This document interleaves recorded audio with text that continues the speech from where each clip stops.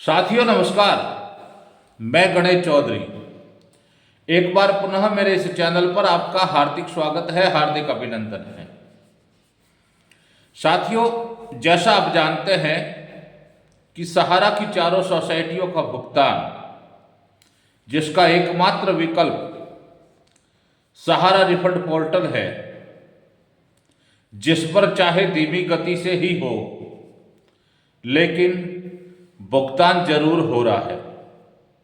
लेकिन उसमें बहुत बड़ा बाधक जो बन रहा है, भुगतान में बहुत बड़ा रोड़ा जो बन रहा है, वो बन रहा है साथियों मल्टीपल मेंबरशिप का होना। ज्यादातर डिफिशियंसी निवेशकर्ताओं को इसी बात की आ रही है कि आपकी मल्टीपल मेंबरशिप है, इसलिए आपका दावा स्वीकार नहीं किया जा सकता। तो साथियों, मल्टीपल मेंबरशिप आखिरकार इश्यू किसने की? मल्टीपल मेंबरशिप निवेशकों को कहां से मिली और उस मल्टीपल मेंबरशिप को देने का जिम्मेदारी आखिरकार किसका है? साथियों, आज सहारा के पोर्टल पर लॉगिन करने के उपरांत डिफिशियंसी के रूप में सर्वप्रथम जो डिफिशियंसी आ रही है वो है मल्टीपल मेंबरशिप का होना। और पोर्टल द्वारा ये बताया जा रहा है, सीआरसीएस के द्वारा ये बताया जा रहा है कि आपकी प्रथम सदस्य यानी प्रथम मेंबरशिप को एक्सेप्ट किया जाएगा, तो फिर जो दूसरी मेंबरशिप है जिसको सहारा की क्रेडिट कोऑपरेटिव सोसाइटी ने इश्यू किया है, उस निवेश का क्या होगा? साथियों, इस बात को जानने की जरूरत है कि आखिरकार मल्टीपल मेंबरशिप सहारा ने क्यों इश्यू की, और जब सहारा ने इश्यू की तो नियामक क्या कर रहे थे? जब सोसाइटी एक्ट में इस बात को भली भांति दर्शाया गया है कि एक व्यक्ति एक ही मेंबरशिप ले सकता है, दूसरे मेंबरशिप वो नहीं ले सकता, या फिर उस समकालीन सोसाइटियों का दूसरा मेंबरशिप वो नहीं ले सकता, तो ऐसी दशा में मल्टीपल मेंबरशिप को इश्यू क्यों किया गया? और अगर सहारा के द्वारा इस मल्टीपल मेंबरशिप को कहीं ना कहीं अपना व्यवसाय करने के लिए, अपने बिजनेस को बढ़ाने के लिए एक ही व्यक्ति की 2, 3 या 4 मेंबरशिप दिया गया, तो उस वक्त सीआरसीएस यानी सहकारिता मंत्रालय और केंद्रीय रजिस्ट्रार क्या कर रहे थे? उस समय उन्होंने जांच क्यों नहीं की? जिस समय मल्टीपल मेंबरशिप इश्यू की गई, क्या उनके समक्ष ये मल्टीपल मेंबरशिप के कागजात या फिर डाटा सहारा ने उपलब्ध नहीं करवाया? और अगर करवाया तो जानबूझकर उन्होंने इसकी स्वीकृति कैसे दे दी, जिसका खामियाजा आज सहारा के उन चारों सोसाइटियों के निवेशकों को भुगतना पड़ रहा है। साथियों, भुगतान हो रहा है, पोर्टल से आंशिक भुगतान हो रहा है, 50,000 तक का भुगतान आ रहा है। और इस बात को इतने दिन सहारा से जुड़े लोग जो दीपावली, दशहरा, छठ पूजा सारा सब कुछ बताने के बावजूद कहीं कुछ ठीक नजर नहीं होता आया, तो आज वो भी पोर्टल के गुण गाने लगे हैं और अब ये कहते नजर आ रहे हैं कि पोर्टल पर जितना भी क्लेम गया है वो सारा पोर्टल के माध्यम से ही भुगतान किया जाएगा। तो ऐसी दशा में पोर्टल पर जो डिफिशियंसी आ रही है और सबसे महत्वपूर्ण डिफिशियंसी मल्टीपल मेंबरशिप को लेकर, क्योंकि दूसरी अन्य जो भी डिफिशियंसियां हैं उसको दूर की जा सकती है। अगर मेंबरशिप अपलोड नहीं है तो नए फॉर्म भरकर सहारा के कार्यालयों के माध्यम से उसको दूर किया जा सकता है। अगर ओपनिंग फॉर्म अपलोड नहीं है तो उसको भरकर दूर किया जा सकता है। अगर नाम में भिन्नता है तो उसको दूर किया जा सकता है। लेकिन एक ही आवेदक के अगर 3 और 4 मेंबरशिप इश्यू कर रखी है तो ऐसी दशा में उसको कैसे दूर किया जाएगा? इसका समाधान मात्र सहारा के पास है, लेकिन सहारा है कि मौन धारण किए हुए, कोई सामने नहीं आ रहा है ये बताने के लिए, न पत्रों के जरिए, न प्रिंट मीडिया के जरिए, न इलेक्ट्रॉनिक मीडिया के जरिए और ना ही सोशल मीडिया के जरिए कि आखिरकार इस डिफिशियंसियों का जिम्मेदार कौन है। क्या निवेशक जिम्मेदार है जिसने सहारा पर भरोसा करके सहारा की इन 4 सोसाइटियों में निवेश किया, या फिर वो कार्यकर्ता जिम्मेदार है जिसने सहारा की 4 सोसाइटियों में निवेश करवाया? फैसला आपके हाथ में है, लेकिन मैं इतना कहूंगा कि ना वो निवेशकर्ता जिम्मेदार है और ना ही वो कार्यकर्ता जिम्मेदार है। अगर कहीं ना कहीं जिम्मेदार है तो सहारा का मैनेजमेंट और ये सरकारें जो कहीं ना कहीं सहारा को संरक्षण दे रही है। आज मल्टीपल मेंबरशिप का मुद्दा हर उस जमाकर्ता के गले की फांस बनता जा रहा है कि अगर उसका एक अकाउंट प्रोसेस हो गया तो दूसरे जितने भी अकाउंट हैं वो स्क्रूटनी में दिखा रहे हैं, यानी उनका रिसबमिशन भी नहीं किया जा सकता। तो ऐसी दशा में अगर निवेशक करे तो क्या करे, जिसका एकमात्र हल सहारा ही कर सकती है। लेकिन आप भी भलीभांति जानते हो कि सहारा का मैनेजमेंट और सहारा के वो उच्च अधिकारी जो कहीं ना कहीं बीते दिनों नवंबर और दिसंबर में अपने द्वार तक पहुंचते थे कंपटीशन को फाइट करवाने के लिए, अच्छा खासा बिजनेस करवाने के लिए और कई सारे लोक लुभावने वादे करने के लिए, लेकिन मानो आज सब बिल में घुस चुके हैं। साथियों, मुझे ये लगता है कि इन सब का समाधान या तो सहारा ही कर सकती है और या फिर देश का सर्वोच्च न्यायालय माननीय सुप्रीम कोर्ट, क्योंकि सरकारें भी कहीं ना कहीं सहारा को संरक्षण दे रही है। इस बात को कहने में कोई अतिशयोक्ति नहीं होगी। ऐसा इसलिए कि देश के इतिहास में पहली बार ये हुआ है कि किसी राजनीतिक दलों ने उस कंपनी का पाई का भुगतान देने के लिए अपने चुनावी घोषणा पत्रों में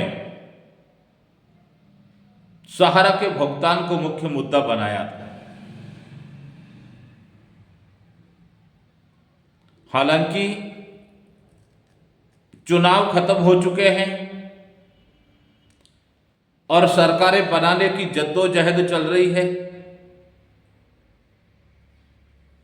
राजनीतिक विषय में नहीं जाते हुए आपका और मेरा मकसद एकमात्र भुगतान पाने का है कि किस तरह से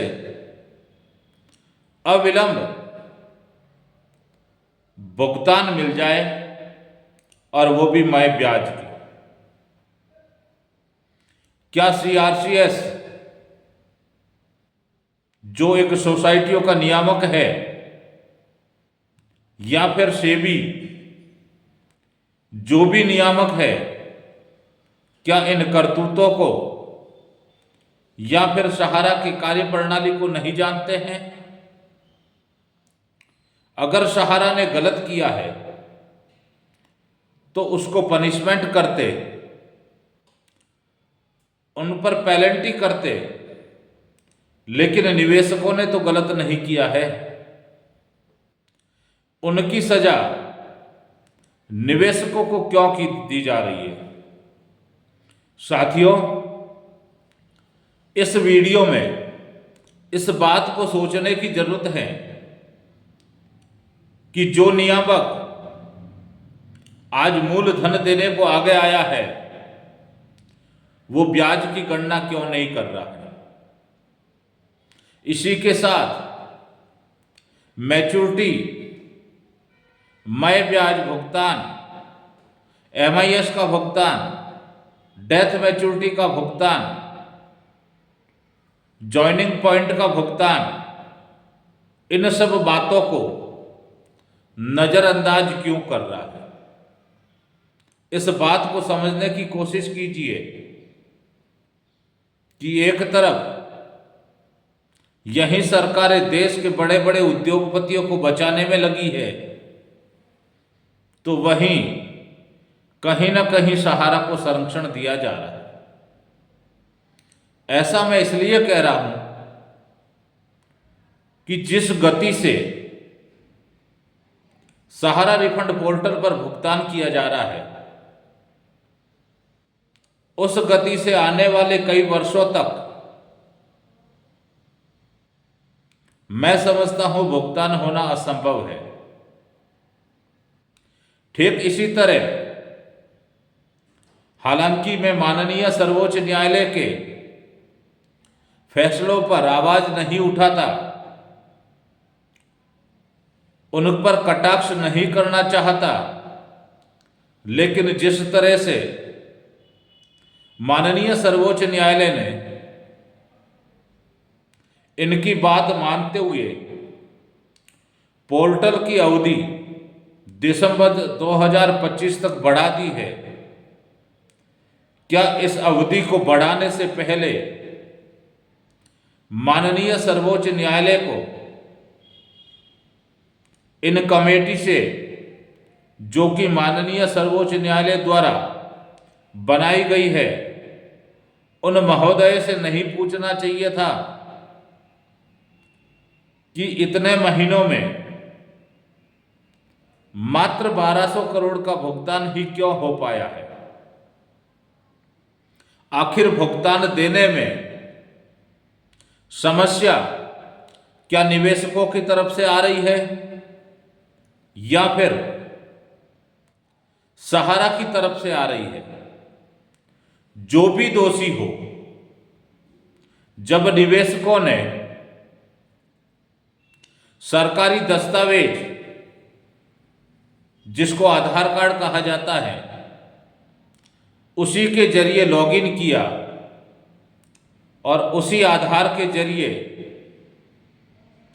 उसके सीधे बैंक के खाते में राशि जानी है, उस दस्तावेज के साथ में लॉगिन करते हुए उसने सहारा के सारे दस्तावेज, चाहे वो बॉन्ड हो या पासबुक, जब उन्होंने इस सहारा रिफंड पोर्टल पर अपलोड कर दिया, तो उसके बाद उस जमाकर्ता के खाते में राशि भेजने में भला क्या दिक्कत आ सकती है। साथियों, आप इस पर फैसला कीजिए और अपने कमेंट के माध्यम से आप हमें भी जरूर बताइए कि आपकी इस मुद्दे पर क्या राय है। लेकिन हमारी तरफ से बेबाक राय यही है कि इसमें सहारा दोषी है। समय रहते अगर सहारा संपूर्ण डाटा सीआरसीएस को उपलब्ध करा देती तो आज जो निवेशक परेशान हो रहे हैं कहीं ना कहीं समय को लेकर और कहीं ना कहीं धनराशि जिसको खर्च करके पोर्टल पर लॉगिन किया है और उसके बाद में डिफिशियंसी को हटाने का काम कर रहे हैं। और कुछ मेरे साथी ऐसे भी हैं जो इस आपदा को अवसर में बदलने का काम कर रहे हैं और उन्हीं निवेशकों से सैकड़ों रुपए इस डिफिशियंसी को दूर करने के लिए जा रहे हैं। साथियों, सूचनाएं आ जाती हैं, लेकिन मैं मेरे वीडियो के माध्यम से उन साथियों से कहना चाहता हूं कि आज आपदा उन निवेशकों के साथ में है, हो सकता है कल आपके साथ में हो जाए। समय का चक्र है, चलते चलते रुकता नहीं है। किस समय यह चक्र चलता चलता अपनी तरफ आए इसका पता नहीं चलता। साथियों, इसी के साथ में इस वीडियो के माध्यम से एक बात और कहना चाहता हूं आप लोगों से कि क्या मैं ब्याज भुगतान का विकल्प एकमात्र माननीय सर्वोच्च न्यायालय के आदेश से ही होगा? क्योंकि जिस तरह से पोर्टल पर भुगतान हो रहा है, जिस तरह से पोर्टल पर डिफिशियंसियां दी जा रही है, जिस तरह से पोर्टल पर की कार्यप्रणाली को लेकर सवाल खड़े किए जा रहे हैं, जिस तरह पोर्टल छोटे निवेशकों और बड़े निवेशकों में भेदभाव कर रहा है, अगर उसकी कार्यप्रणाली को देखा जाए तो वर्षों वर्ष लग जाएंगे, लेकिन भुगतान नहीं हो पाएगा। आज सवाल उठता है इस पोर्टल पर कि जिन्होंने इन सोसाइटियों में 5 लाख या 5 लाख से ज्यादा का निवेश किया है, आज उन निवेशकों का क्या कसूर है? आज उन निवेशकों का क्या गुनाह है? एक ही नियामक और 2 कानून। एक नियामक जो 5 लाख से कम जिन निवेशकर्ताओं को रिसबमिशन करने का छूट दे रहा है, तो दूसरी तरफ 5 लाख से जिनका ज्यादा निवेश है उनको रिसबमिशन की छूट भी नहीं मिल रही है और साथ ही आईटीआर की कॉपी मांगी जा रही है, बैंक स्टेटमेंट की कॉपी मांगी जा रही है। तो आखिरकार ऐसा क्यों? जहां तक मैं समझता हूं इस आईटीआर को लेकर कि इनकम टैक्स यानी जो इनकम बनेगी उस पर टैक्स काटा जाएगा। तो जब हमारी इनकम 1 रुपया नहीं हुई, 2012 में जो हमने निवेश किया था, 2015 में जो हमने निवेश किया था, वो ही निवेश आज हमें 2024 में वो भी टुकड़ों में मिल रहा है। तो जब इनकम 1 रुपये की हुई नहीं और आप उससे पहले हमसे इनकम टैक्स और आईटीआर की कॉपी मांग रहे हो, तो ये कैसा कानून है इस हिंदुस्तान में, जब इनकम ही नहीं हुई तो टैक्स कैसे बना? और अगर आपके नियमों के हिसाब से और अगर भारतीय कानून के हिसाब से अगर उस राशि पर टैक्स बनता है तो आप टैक्स काट के हमें भुगतान कर दीजिए। जिसका जितना निवेश है, अगर निवेशित राशि पर टैक्स बनता है तो उस पर जितना भी टैक्स बने वो टैक्स काट कर एकमुश्त हमें भुगतान कर दीजिए और आप अपना टैक्स ले लीजिए। अगर निवेशकों में ताकत होगी तो वो अपना टैक्स भारतीय एक्ट के तहत इनकम टैक्स से वापस ले लेंगे। रही बात बैंक स्टेटमेंट मांगने की, तो साहब आप भी अच्छी तरह से जानते हो कि सहारा के उन निवेशकों ने 2009, 2010, 2011 को बढ़ाते बढ़ाते, और चाहे इसको री इन्वेस्ट कह दीजिए या फिर कन्वर्जन कह दीजिए, बढ़ते बढ़ते वो राशि आज 5 लाख से ऊपर गई है। और रही बात कार्यालय कार्यकर्ताओं की या फिर फील्ड के कार्यकर्ताओं की, तो कहीं ना कहीं समय पर उनको भुगतान नहीं मिलने के कारण, अपना कमीशन नहीं मिलने के कारण, अपना इंसेंटिव नहीं मिलने के कारण, यहां पर मेरा नहीं मिलने का कारण भुगतान नहीं होना है, तो ब्रांचों से भुगतान नहीं होने पर हमने वो पैसा इन्हीं सहारा की स्कीमों में री इन्वेस्ट कर दिया था, जिस पर बाकायदा ITR काटा गया था। और उसी पैसे का आज 5 लाख से ज्यादा टुकड़ों टुकड़ों में निवेश किया हुआ आज 5 लाख और 5 लाख से ज्यादा बना है, जिस पर आज नियामक हमसे ITR की कॉपी और बैंक का स्टेटमेंट मांगता नजर आ रहा है। तो ये नियामक उस समय कहां सोए थे जब हमने इन्वेस्टमेंट किया था और सारा डाटा कंपनी आपको ऑडिट के लिए मुहैया करवा रही थी। तो साथियों, मैं समझता हूं कि इस सारे फसाद का या फिर मय ब्याज भुगतान का एकमात्र विकल्प माननीय सर्वोच्च न्यायालय ही है, जहां पर कुछ संगठन रीट के माध्यम से और PIL के माध्यम से माननीय सर्वोच्च न्यायालय की पटल पर पहुंचे हैं। अब देखने वाली बात यह होगी कि माननीय सर्वोच्च न्यायालय